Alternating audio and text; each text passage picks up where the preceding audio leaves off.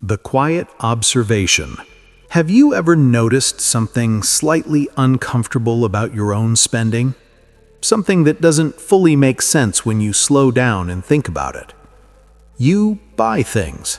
Not always big things, not reckless purchases, just small, everyday decisions. A new shirt when you already have enough. A gadget upgrade even though the old one still works. An online order that felt necessary in the moment, but less important a few days later. And the strange part is, you're not unaware of it. In fact, most of the time, there's a quiet voice in the background that already knows, I don't really need this. But that voice doesn't always stop you. The purchase still happens. And later, when the moment passes, the urgency disappears. The item becomes just another object, another expense, another small piece of money that quietly left your account. Individually, these moments feel insignificant. They don't create immediate financial problems. They don't disrupt your life, so they're easy to ignore. But when you step back and look at the pattern, something more interesting appears. These small, unnecessary purchases don't happen once in a while. They happen regularly, weekly, sometimes daily. And over time, they form a habit, not a dramatic one, but a consistent one, which leads to a more important question. If you already know these purchases aren't necessary, why do they keep happening? This isn't about a lack of intelligence. It's not about people being careless with money. Most people who do this are responsible in other areas of life. They work hard, they manage their bills, they think about their future. And yet, this one behavior continues quietly in the background, almost like it's operating on its own. That's what makes it worth understanding, because this isn't just about spending money, it's about how decisions are made in everyday life, especially small decisions, the kind that don't feel important enough to question. When people think about financial mistakes, they often imagine large, obvious events, a bad investment, a major purchase they couldn't afford, a clear moment where something went wrong. But in reality, financial outcomes are rarely shaped by one big decision. They're shaped by repeated small ones, the kind that feel harmless in isolation. And that's exactly what makes them powerful, because they don't trigger resistance. They don't feel dangerous. They feel normal, routine, even justified. And once something becomes routine, it stops being examined. It simply becomes part of your behavior. That's where this pattern lives, not in big, visible mistakes, but in quiet, repeated actions that rarely get questioned. And over time, those actions begin to shape something much larger, not just your spending, but your overall financial direction. Because every small purchase carries two effects. The first is obvious. Money leaves your account. But the second is less visible. It reinforces the behavior itself. It makes it easier to repeat next time. So the real question isn't just, why did I buy this? It's deeper than that. What made this feel necessary in the moment? Because once you understand that, you begin to see that this pattern isn't random. It's driven by something consistent, something predictable, and something that, if left unexamined, can quietly influence your financial life for years. A familiar financial picture. To understand this behavior more clearly, let's step into a very familiar financial situation. Not extreme, not unrealistic, just a normal working life in the United States or Europe. Imagine someone in their 30s or early 40s. They have a stable job, a steady income, a life that from the outside looks completely fine. Let's say their annual salary is around $75,000. After taxes, health insurance, and other deductions, that becomes roughly $4,300 to $4,700 per month. This is the actual money they can use, not theoretical income, but real spendable cash. Now let's break down what that money typically goes toward. First, housing. Rent or mortgage payments usually take the biggest share, around $1,700 to $2,000 per month, depending on the city. This isn't luxury housing, it's a reasonable place to live. Safe, comfortable, practical. Then comes transportation. A car payment, insurance, fuel, and maintenance combined can easily reach $500 to $700 per month. Again, not excessive, just a normal, reliable vehicle for work and daily life.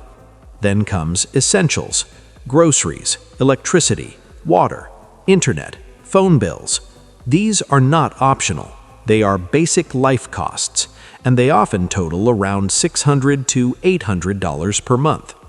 Then there are financial obligations, student loans that may still exist years after graduation, credit card payments from earlier spending cycles, medical or insurance-related costs. Together, these can easily add another $300 to $500 per month. At this point, a large portion of income is already committed before any lifestyle spending even begins. But life doesn't stop there, because after essentials and obligations comes daily living. This is where things become less visible, not because they are hidden, but because they feel small.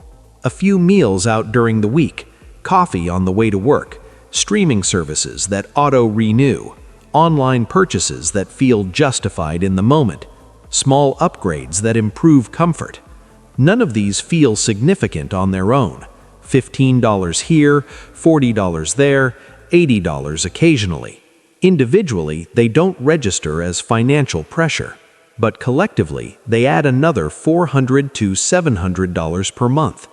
And this is where the picture becomes interesting, because when you add everything together, housing, transport, essentials, obligations, lifestyle spending, almost the entire monthly income is already allocated, sometimes even slightly exceeded, not because of a single large mistake, but because every category feels reasonable. Nothing stands out as unnecessary, nothing feels like overspending, and that's the key detail. From the inside, the lifestyle feels balanced. There is no obvious excess, no extreme luxury, no reckless financial behavior, just a normal life that millions of people relate to. But financially, there is very little flexibility. Savings are limited, investments are inconsistent. Unexpected expenses can quickly disrupt the balance. A car repair, a medical bill, a temporary job change, a rise in rent or inflation. Any of these can immediately create pressure, not because income is low, but because the margin between income and expenses is very thin.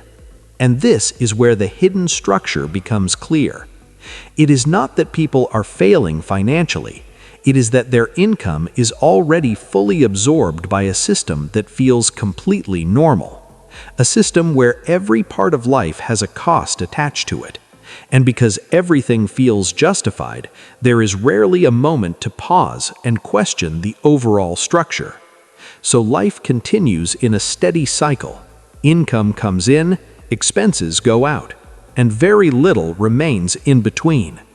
Not because of one decision, but because of many small, reasonable ones that add up over time. The hidden system at work. At this stage, it's easy to assume the problem is simply too many expenses. But that explanation is incomplete, because if you look closely, something more subtle is happening. This isn't just about spending money, it's about how spending is influenced. And in modern life, that influence is constant. Most people don't wake up in the morning planning to overspend. They don't sit down and decide, today I will buy things I don't need. Instead, spending happens in fragments, small moments, quick decisions, almost automatic reactions. And the environment around us is designed in a way that supports exactly that behavior. Everywhere you look, there are triggers. A discount that expires in a few hours, a product that is recommended for you, A message that says, "Only a few left in stock." An ad that shows something slightly better than what you already have. None of these are loud, they are subtle, but they are constant, and repetition matters, because even when you are not actively paying attention, your mind is still absorbing these signals. Over time, they shape what feels normal, and what feels normal feels necessary. There is another important shift that happens in this system. Spending becomes easier than not spending. In the past, buying something required effort. You had to go to a store. You had to physically decide. You had to commit time and intention. Now, it takes seconds. One click, one tap, one swipe.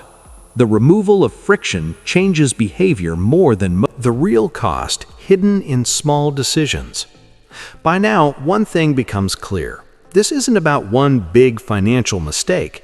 It's about many small ones that feel too insignificant to notice. And that's exactly why they are powerful. Because when something feels small, the mind stops calculating its long-term impact. Let's make this more concrete, not with extreme examples, but with very normal spending behavior. Imagine a simple pattern. A person spends around $10 to $15 a day on things they don't strictly need, not luxury purchases, just small everyday decisions. A coffee upgrade, a food delivery order, a random online item, a small convenience purchase. Individually, each one feels harmless. It doesn't trigger concern, because $10 doesn't feel like a financial decision, it feels like a lifestyle choice. Now multiply that behavior across a month. $10 a day becomes around $300. Sometimes it's $12, sometimes $20, so let's stay realistic and say $350 to $500 per month. Still doesn't sound alarming, because monthly numbers feel more manageable than daily ones. But now extended over a year, $400 per month becomes $4,800 per year. That is no longer small. That is a meaningful amount of money. And here is where the real shift begins. Because $4,800 is not just spending, it represents opportunity. It represents what that money could have become if it wasn't quietly absorbed. Now extend the timeline further. Over 5 years, that becomes $24,000. Over 10 years, nearly $50,000. And this is without considering investment growth. But the real impact is not just the number, it's what this pattern does to your financial structure. Because this spending doesn't exist in isolation. It sits on top of a life that already has fixed costs, rent, transport, bills, obligations. So what remains for savings is already limited, and then small daily spending reduces it further, not dramatically, but consistently. Which means the financial gap never really expands, even if income increases over time. Because new income rarely stays untouched. It gets absorbed into the same pattern, a slightly better lifestyle, a slightly more comfortable routine, a slightly upgraded version of everyday life. So instead of building financial distance between income and expenses, the gap stays almost the same. And this is where many people misunderstand their situation. They assume they are not earning enough, but in reality, the issue is not only income, it is retention. What portion of income actually stays after lifestyle absorption? Because wealth is not created at the moment of earning, it is created at the moment of not spending. And that moment is where most people lose visibility. Not because they are careless, but because the cost is spread across time, not felt all at once. Another important layer is emotional justification. When people make these small purchases, they rarely feel irresponsible. Instead, they feel deserved. I worked hard today. I had a stressful week. It's just a small treat. I'll balance it later. Each decision feels reasonable on its own, and that is what makes it difficult to track. Because there is no single moment where things clearly go wrong, only a slow accumulation of choices that felt acceptable in isolation. And when this pattern continues for years, the financial outcome becomes predictable, not because of one failure, but because repeated normalization of small costs, costs that never felt important enough to question, until you look back and realize they were shaping your financial reality all along. The psychology behind the behavior. At this point, the math is clear. Small purchases add up. Lifestyle spending quietly grows, and long-term savings shrink more than expected. But even when people understand this logically, the behavior often doesn't change. That's because the real driver isn't logic, it's psychology. And psychology doesn't always respond to numbers. It responds to feelings, habits, and mental shortcuts. One of the strongest forces behind unnecessary buying is emotional regulation. Most purchases are not planned in a calm, analytical state. They happen in moments, after a stressful workday, during boredom, while scrolling on a phone late at night, or simply when the mind wants a small reward. In those moments, spending is not about the item itself, it's about what the purchase represents: a break from stress, a small sense of control, a quick emotional lift. The brain learns this pattern very quickly. Stress appears, purchase happens, temporary relief follows, and anything that reduces discomfort gets repeated, even if it doesn't make long-term sense. Another powerful factor is anticipation.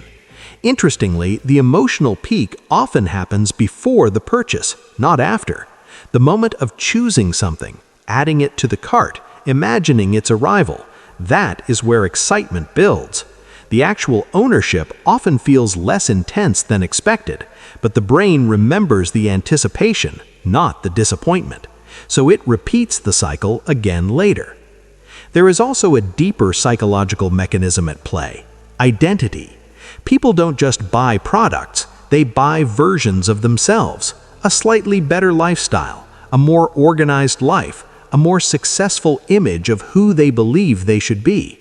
A new phone is not just a device, it can feel like progress. A new outfit is not just clothing, it can feel like self-improvement.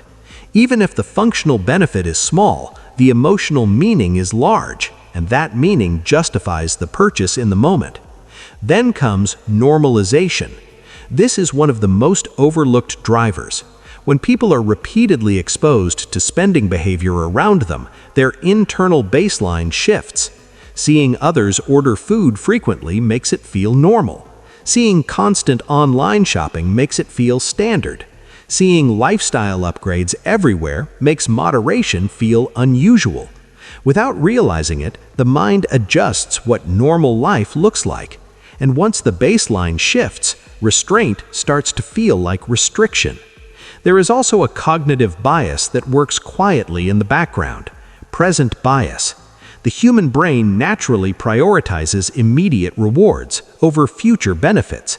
A $30 purchase today feels real. A $30 saving for the future feels abstract. One gives instant feedback, the other exists only as an idea. So even when people know saving is important, the present moment often wins, not because they are irrational, but because the brain is designed to prioritize immediacy. And finally, there is decision fatigue. Throughout the day, people make small decisions: work decisions, personal decisions, emotional decisions. By the time they encounter spending choices, mental energy is lower. So instead of evaluating carefully, the brain defaults to ease. Click, buy, done. Not because it was the best choice, but because it was the simplest one. When you combine all of this, emotion, anticipation, identity, normalization, present bias, and fatigue, you start to see a clearer picture. Unnecessary buying is not a single habit. It is the result of multiple psychological systems working together. And importantly, none of them feel extreme in isolation. They feel normal, which is exactly why the behavior continues without interruption, because what feels normal rarely gets questioned, even when it quietly shapes financial outcomes over time. A different way to think about spending. At this point, the pattern is already visible. It is not about one bad financial decision. It is not about a lack of knowledge, And it is not even about income level alone. It is about a repeated gap between awareness and action. Most people already know they buy things they don't fully need. The challenge is not recognition. The challenge is interruption. Because without interruption, the pattern continues automatically. So the question becomes simpler, but more important. How does this cycle actually change in real life? Not through extreme discipline, not through strict restriction, and not through removing all comfort from life, but through a different way of thinking in the moment of decision. Financially stable people don't necessarily spend less on everything. They just spend with a delay in reaction. That small delay is where everything changes. Instead of responding immediately to a desire, they create space, not hours, not days, sometimes just a few seconds of pause. And in that pause, something important happens.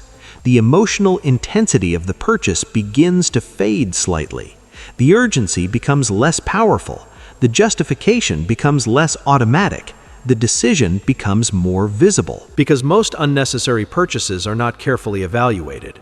They are emotionally accepted. And what is emotionally accepted in a rush often feels different when revisited calmly. Another shift is in the type of question being asked. Instead of asking, "Can I afford this?"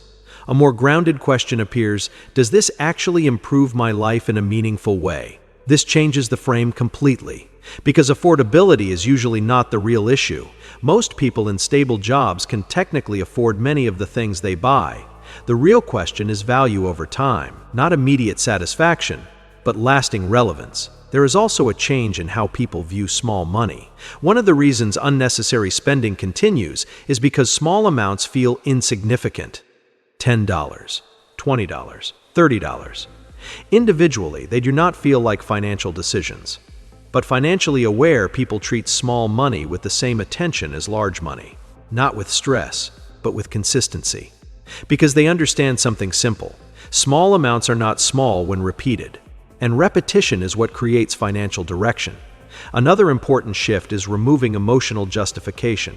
Instead of "I deserve this because I had a hard day," the focus becomes, "Do I actually need this right now, or am I reacting to a feeling?"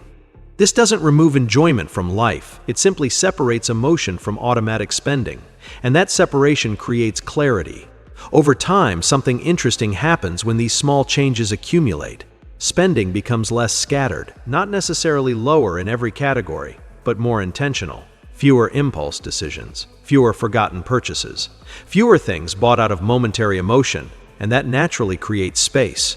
Not through restriction, but through awareness. That space then begins to change financial stability in the background. Savings increase slightly. Unused money appears more often.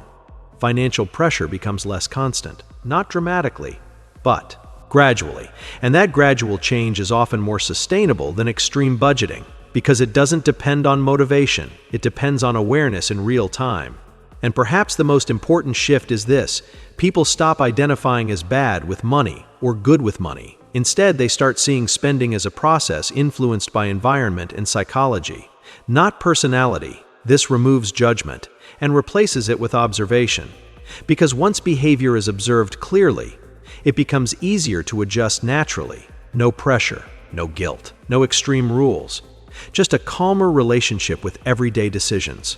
And over time, that calmness is what allows financial behavior to slowly align with long-term stability, without forcing life to feel smaller in the present.